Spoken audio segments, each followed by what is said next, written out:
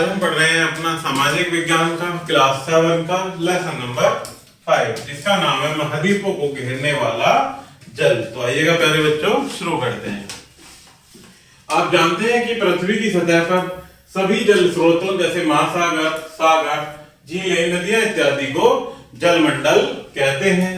आप यह भी जानते हैं कि पृथ्वी की 71% सतह जल से घिरी है तथा केवल 29% सतह ही धरातल है। अर्थात पृथ्वी पर कितना जल है प्यारे बच्चों? 71% सतह पर और 29% सतह पर ही केवल मानव जीव रहते हैं।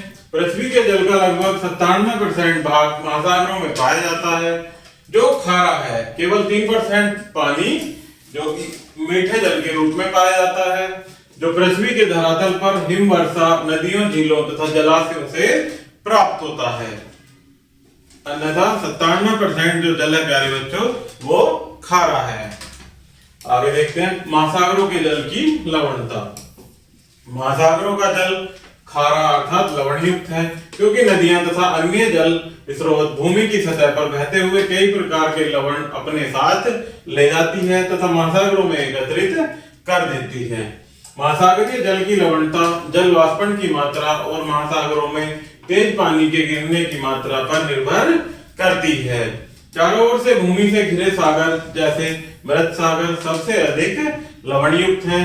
आप जानते हैं कि पृथ्वी पर 4 महासागर पाए जाते हैं जिसमें प्रशांत महासागर, अटलांटिक महासागर, हिंद महासागर तथा आर्कटिक महासागर। जो कि सबसे बड़ा महासागर कौन सा है बच्चों?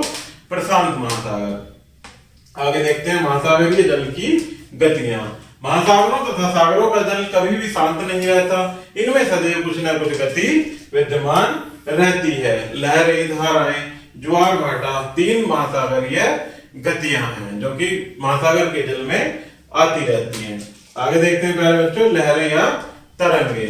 वायु के प्रभाव से समुद्र के जल के ऊपर नीचे की ओर होने की क्रिया को लहरें या तरंगे कहते हैं। जो जल के ऊपर नीचे होने की क्रिया है उसे क्या कहते हैं? लहर या तरंग। लहरों को केवल सतह पर महसूस किया जा सकता है जबकि गहराई में यह प्रतीत नहीं होती। पवन की गति के साथ तरंगे धीमी तथा तीव्र होती रहती हैं।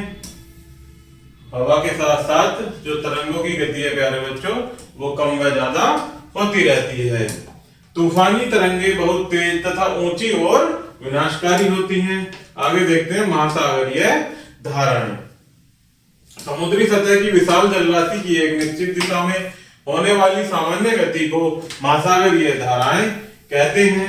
महासागरीय धाराओं के निम्नलिखित कारक होते हैं जिसमें पहला स्थानीय पवनें और दूसरा तापमान में अंतर। स्थानीय पवनें जो कि महासागरीय धाराएं स्थानीय पवनों की दिशा में बहती हैं। तापमान में अंतर विभिन्न क्षेत्रों के तापमान में अंतर के होने के कारण ही महासागरीय धाराएं बनती हैं। विषुवतीय रेखाएं प्रदेशों से ध्रुवीय क्षेत्रों की ओर चलने वाली गर्म जल धाराएं होती हैं जो कि ध्रुवों की ओर से चलती हैं। कौन सी होती हैं प्यारे बच्चों? गर्म जल धाराएं।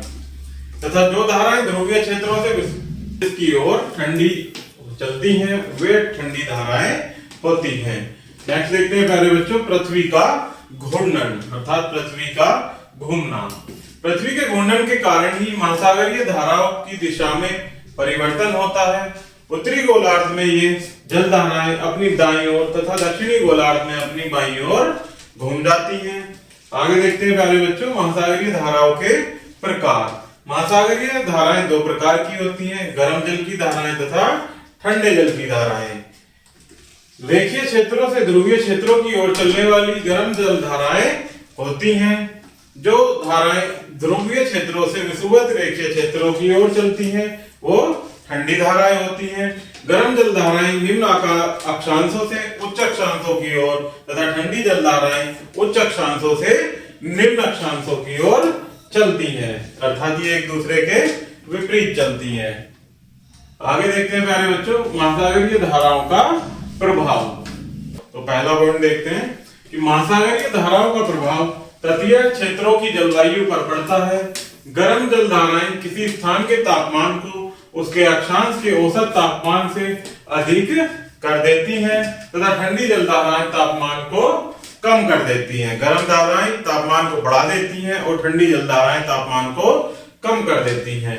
उदाहरण के लिए गल्फ स्ट्रीम गर्म जलधारा के प्रभाव के कारण यूरोप के उत्तरी पश्चिमी तट की जलवायु बहुत ठंडी नहीं होती, यह बर्फीला नहीं हो पाता क्योंकि वहां की जलवायु कैसी है प्यारे बच्चों, बहुत ही गर्म है।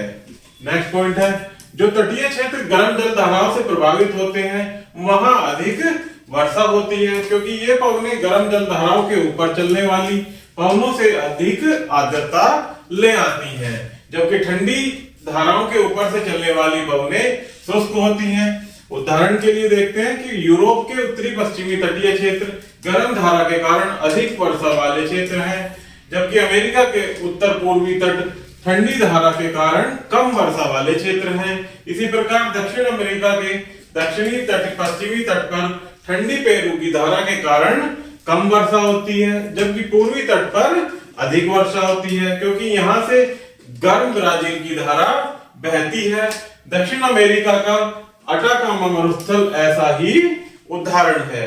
नेक्स्ट पॉइंट है कि जहां गर्म तथा ठंडी जल धाराएं मिलती हैं वहां समुद्री वनस्पति प्लैंकटन पैदा होती है। प्लैंकटन क्या है? एक समुद्री वनस्पति। प्लैंकटन मछलियों का भोजन है, इसलिए ऐसे क्षेत्रों में बड़े पैमाने पर मछलियां पाई जाती हैं। उदाहरण के लिए न्यूफालैंड का तटीय क्षेत्र मुख्य मछली उत्पादक क्षेत्र है क्योंकि यह लैब्राडोर की ठंडी धारा तथा गल्फ स्ट्रीम की गर्म धारा मिलती है। इसी प्रकार जापान के तट पर ठंडी धारा ओयासियो तथा गर्म धारा क्यूरोसियो मिलती है। वह क्षेत्र भी प्रमुख मछली उत्पादक क्षेत्र है। इसके अतिरिक्त जहां ठंडी तथा गर्म जल धाराएं मिलती हैं वहां हमेशा कोहरा पाया जाता है। जहां पर ठंडी तथा गर्म जल धाराएं मिलती हैं प्यारे बच्चों वहां क्या होता है? अत्यधिक कोहरा होता है। इसके कारण वहां कुछ दिखाई नहीं देता, अतः समुद्री यातायात में भी बाधा होती है। जब कुछ दिखाई नहीं देगा तो समुद्री यातायात भी प्रभावित होता है। नेक्स्ट पॉइंट है महासागरीय जल धाराएं जल यातायात में सहायता करती हैं क्योंकि इन धाराओं की दिशा में बहने वाले जहाज की गति तेज हो जाती है, जिससे समय तथा ईंधन की बचत होती है। इससे समय क्या समझ सकते हैं प्यारे बच्चों कि जिस दिशा में धाराएं बह रही हैं यदि हम उसी दिशा में चल रहे हैं तो हम अत्यधिक वेग से चलेंगे और इसके जो पानी के जहाज होते हैं उनमें ईंधन और समय की भी बचत होती है।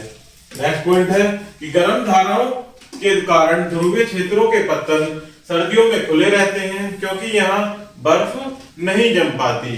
यूरोप के उत्तर पश्चिमी तट के समीप पत्तन कभी नहीं जमते और शीत ऋतु भी खुले रहते हैं। इस प्रकार सागरीय धाराएं यातायात में सहायता करती हैं।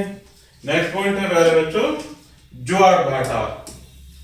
देखते हैं ज्वार भाटा कि समुद्र के जलस्तर का प्रतिदिन एक निश्चित समय 2 बार चढ़ना और उतरना ज्वार भाटा कहलाता है। क्या?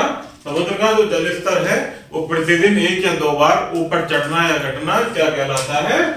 ज्वार भाटा। ज्वार भाटे की उत्पत्ति का मुख्य कारण चंद्रमा की गुरुत्वाकर्षण शक्ति है। इसमें थोड़ा प्रभाव सूर्य का भी होता है। नेक्स्ट है ज्वार दीर्घ ज्वार।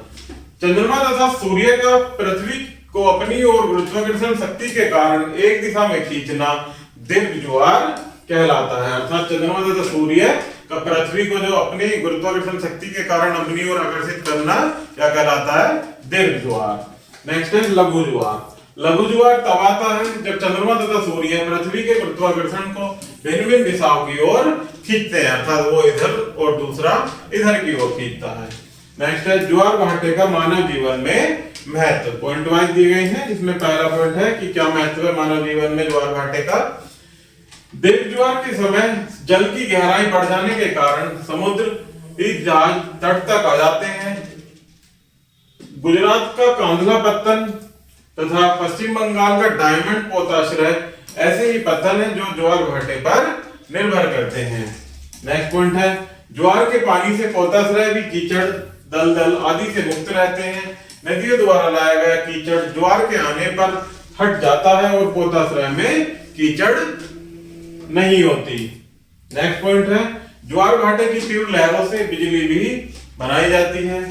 नेक्स्ट है ज्वार भाटे के कारण सागरों का जल जमता नहीं है और लगातार बहता रहता है, क्योंकि ज्वार भाटा के कारण प्यारे बच्चों क्या होता है कि इसका इस जल स्तर प्रतिदिन ऊपर नीचे होता रहता है। नेक्स्ट पॉइंट है मछुआरे भी ज्वार भाटे से लाभ उठाते हैं। समुद्र में जाते और लौटते समय ज्वार भाटा नौका संचालन में सहायक होता है तथा ज्वार भाटे के कारण समुद्र तट पर मछलियां भी अधिकता से पाई जाती हैं। जब समुद्र में जल का स्तर ऊपर नीचे होता रहता है तो प्यारे बच्चों उसके कारण मछलियां भी आसानी से समुद्र तट पर पाई जा सकती हैं। इसमें कुछ मुख्य बिंदु दिए गए हैं जिनको हम पढ़ेंगे और आप इन्हें याद भी रखेंगे। पहला पॉइंट है कि पृथ्वी की सतह का 71% भाग जल से घिरा है। पृथ्वी की सतह का लगभग 97 भाग जल सागरों में पाया जाता है। नेक्स्ट पॉइंट है सागरों का जल प्रत्यक्ष रूप से मानव के लिए प्रयोग नहीं किया जा सकता क्योंकि यह लवण युक्त है। नदियों द्वारा विभिन्न लवणों को अपने साथ बहाकर लाए जाने के कारण सागरों का जल लवण युक्त अर्थात खारा होता है। सागरों में 3 प्रकार की गतियां होती हैं जो कि कौन कौन सी हैं? लहरें, धाराएं तथा ज्वार भाटा, जिसके बारे में अभी हमने विस्तार से पढ़ा है। तो नेक्स्ट पॉइंट है वायु के प्रभाव के कारण समुद्र के जल के ऊपर नीचे होने की क्रिया को लहरें कहते हैं। शक्तिशाली लहरों के कारण समुद्र तट पर जान तथा माल की भारी क्षति होती है। नेक्स्ट पॉइंट है प्यारे बच्चों कि समुद्र की सतह की विशाल जलराशि की एक निश्चित दिशा में होने वाली सामान्य गति को महासागरीय धारा कहते हैं। महासागरीय धाराएं जो गर्म क्षेत्रों से बहती हैं, गर्म धाराएं ठंडे क्षेत्रों से बहने वाली धाराएं ठंडी होती हैं। महासागरीय धाराएं तटीय क्षेत्रों की जलवायु में परिवर्तन लाती हैं। महासागरीय जल का निश्चित अंतराल के पश्चात ऊपर उठना और गिरना ज्वार भाटा कहलाता है। अर्थात महासागर का जो जल है प्यारे बच्चों उसका स्तर ऊपर नीचे होना क्या कहलाता है? ज्वार भाटा। ज्वार भाटा चंद्रमा और सूर्य की गुरुत्वाकर्षण शक्ति के कारण खिंचाव के कारण होता है। किसके कारण? गुरुत्वाकर्षण की शक्ति के खिंचाव के कारण। तो इस प्रकार से प्यारे बच्चों हमारा ये लेसन यही समाप्त होता है। आशा करता हूं कि आपको यह वीडियो जरूर पसंद आई होगी। धन्यवाद।